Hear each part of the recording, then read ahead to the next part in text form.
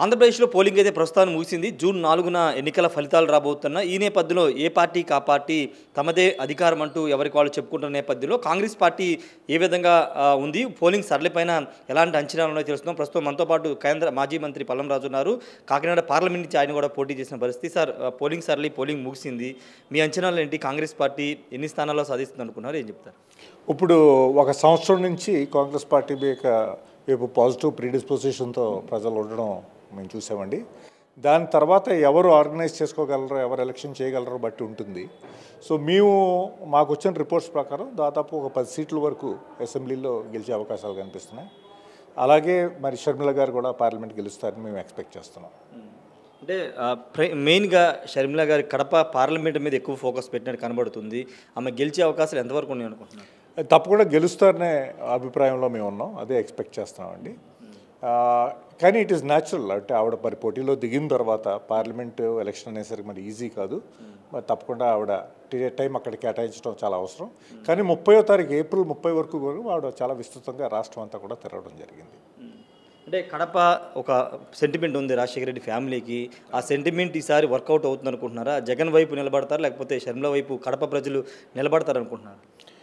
ఇప్పుడు అక్కడున్న పరిస్థితులను బట్టి డెఫినెట్గా రాజశేఖర రెడ్డి గారి బిడ్డగా ఆవిడకి ప్రజలు కూడా సపోర్ట్ చేయాలి. విజయమ్మ గారు కూడా ఆవిడ మెసేజ్ ఇవ్వడం జరిగింది. ఉన్న పరిస్థితుల్లో మరి అవినాష్ రెడ్డి ఒక నిందితుడిగా కూడా ఉన్నాడు.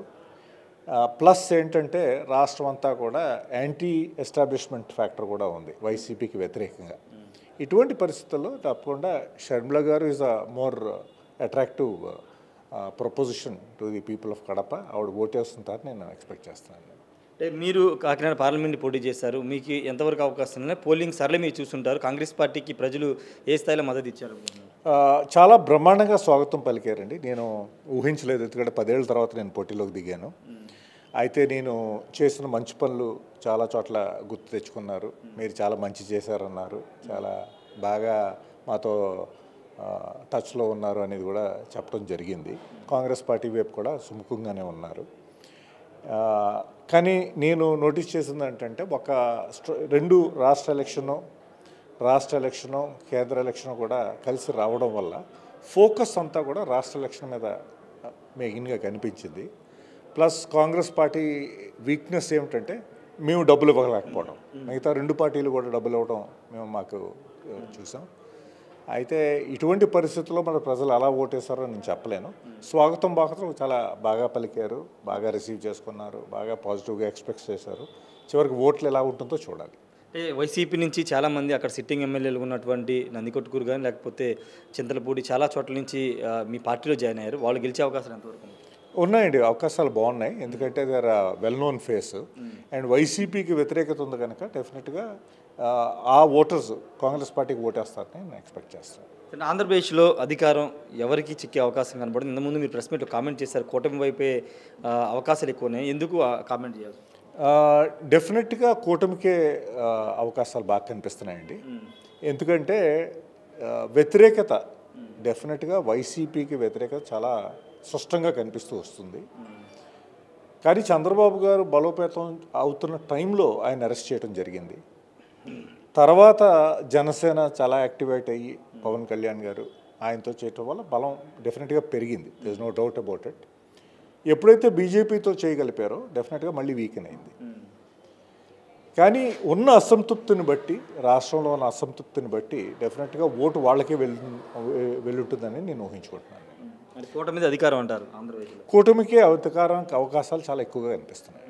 అంటే సార్, వైసీపీ వ్యతిరేకత, లేకపోతే చంద్రబాబు కూటమి వస్తే ఏదైనా రాష్ట్రాన్ని మళ్ళీ గాడిలో పెట్టి? ఒకటి వైసీపీ వ్యతిరేకత ఉందండి. ప్లస్ చంద్రబాబు గారి past track record as a good administrator అది కూడా హెల్ప్ చేసి ఉంటుందని నేను అనుకుంటున్నాను. సార్, ఇంకొక ముఖ్యమైన అంశం, ఇప్పుడు కేంద్రానికి సంబంధించి ఎన్డీఏ కూటమి, కాంగ్రెస్ పార్టీ ఇండియా కూటమికి ఏర్పాటయ్యి దేశంలో జరుగుతుంది. 4వ తారీఖు రిజల్ట్ రాబోతున్నాయి.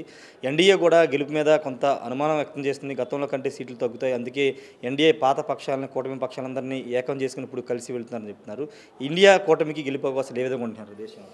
ఇండియా కూటమి గెలుపు అవకాశాలు చాలా బలమైనట్టు after every phase of election reinforce అవుతూ వచ్చిందండి. అయితే యాజ్ ఆఫ్ యెస్టర్డే మేము కాన్ఫిడెంట్గా ఉన్నాం.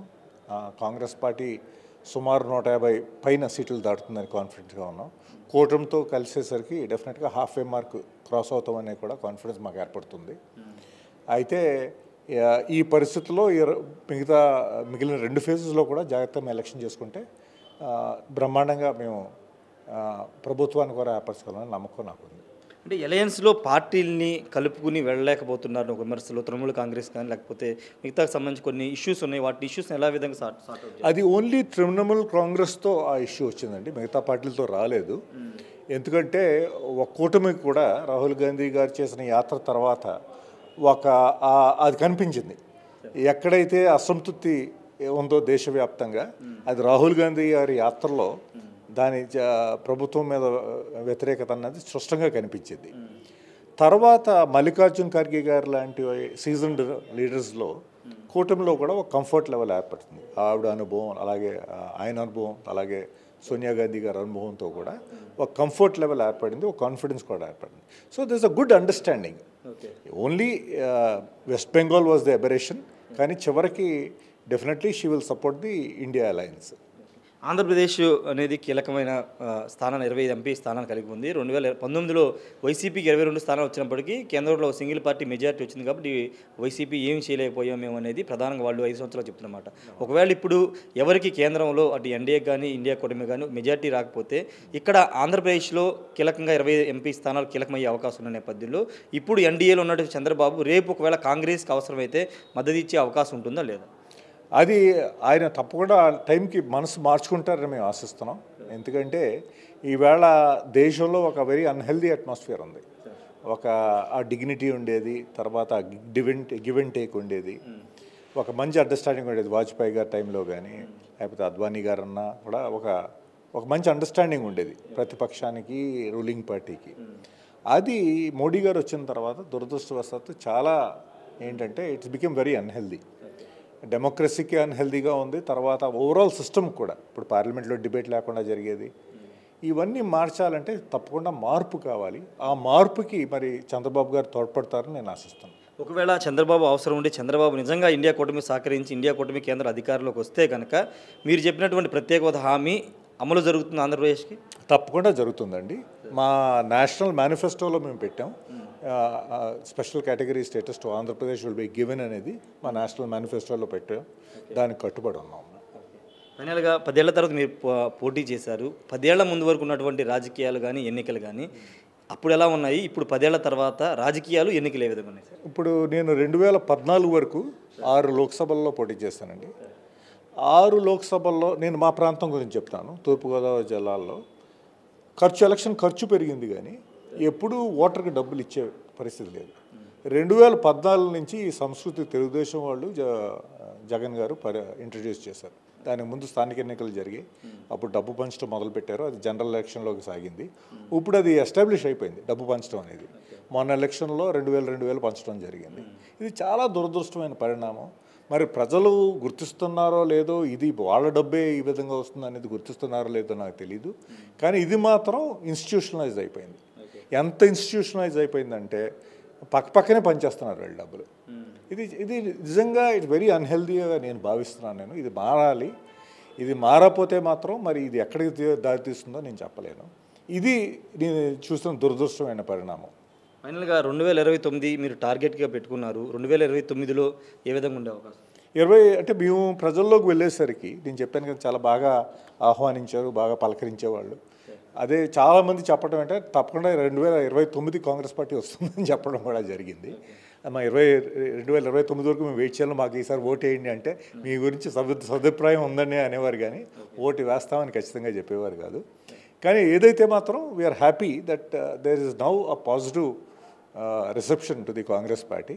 ఈ బలంతో తప్పకుండా మేము 2029కి తప్పకుండా రాష్ట్రంలో ప్రభుత్వం ఏర్పరచగలమనే నమ్మకం మాకుందండి.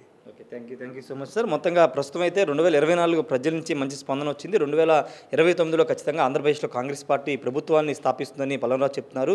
ఆంధ్రప్రదేశ్లో ఉన్న ప్రస్తుత పరిస్థితి, పోలింగ్ సర్లు అన్నీ చూస్తే కనుక కూటమి అధికారంలోకి వచ్చే అవకాశం ఉందని పల్లంరాజు చెప్తున్నారు. దేశంలో ఇండియా కూటమి ఖచ్చితంగా అధికారంలోకి వస్తుంది. ఒకవేళ ఇండియా కూటమికి ఆంధ్రప్రదేశ్ ఎంపీ సీట్లు అవసరమైతే చంద్రబాబు ఖచ్చితంగా సహకరిస్తారని ఒక నమ్మకం ఉందని చెప్తున్నారు. అలా సహకరిస్తే కేంద్రం అంటే రాహుల్ గాంధీ చెప్పినట్టు ఇచ్చిన మాట ప్రకారం ఆంధ్రప్రదేశ్కి ప్రత్యేక హోదా కూడా ఖచ్చితంగా ఇచ్చి తీరుతారని పల్లంరాజు చెప్తున్నారు. కెమెరా పర్సన్ ప్రసాద్తో రాయ్ టీవీ విజయవాడ నుండి. మరిన్ని వీడియోస్ కోసం ఛానల్ ని సబ్స్క్రైబ్ చేయండి, లేటెస్ట్ అప్డేట్స్ కోసం వాట్సాప్ ఛానల్ ని ఫాలో చేయండి అండ్ లింక్ డిస్క్రిప్షన్ లో ఉంది.